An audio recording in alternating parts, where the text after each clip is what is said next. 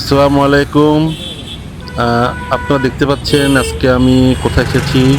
হয়তো আপনারা একটু অনুমান করছেন। হ্যাঁ, আপনি ঠিক ধরেছেন।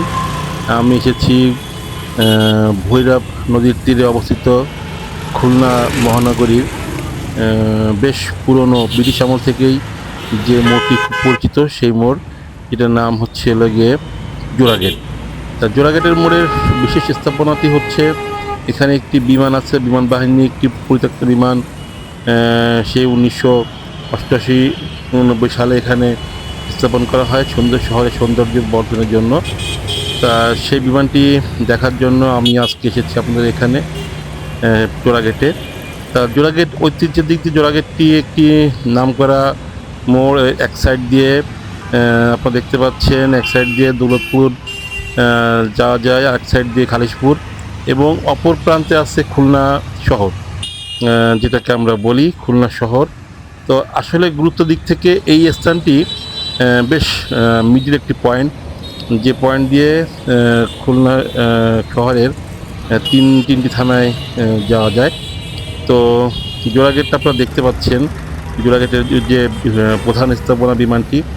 তো বিমানটি বিমান বাহিনীর একটি পরিত্যক্ত বিমান ছিল, যে বিমানটি একসময় নীল আকাশে পাখা মেলে অনেক অনেক বিচরণ করেছে।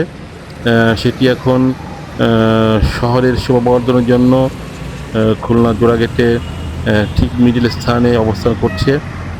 যে দেখতে আসলে অপূর্ব লাগে। আপনারা দেখতে পাচ্ছেন বিমানটির বিভিন্ন অংশ আমি দেখানোর চেষ্টা করছি বিভিন্ন সাইড দিয়ে, ডান বাম পিছনে সামনে সব দিক থেকে আমি উপর নিচ থেকে সব দিক থেকে আমি এখন দেখাচ্ছি, নিচ থেকে দেখানোর চেষ্টা করছি, সব দিক থেকে আপনাদের দেখাচ্ছি।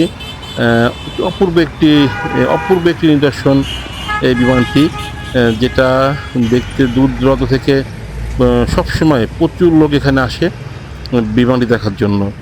তো আসলে ঐতিহ্যের দিক দিয়ে খুলনা মহানগরীতে যতগুলো স্থাপনা আছে তার ভিতরে এটি একটি অন্যতম। অন্যতম এই কারণে যে এটি আনকমন একটি স্থাপনা এটি। তো যাই হোক, আজকে এ পর্যন্ত, পরে আবার কোথাও দেখা হবে। ধন্যবাদ সবাইকে। আসসালামু আলাইকুম।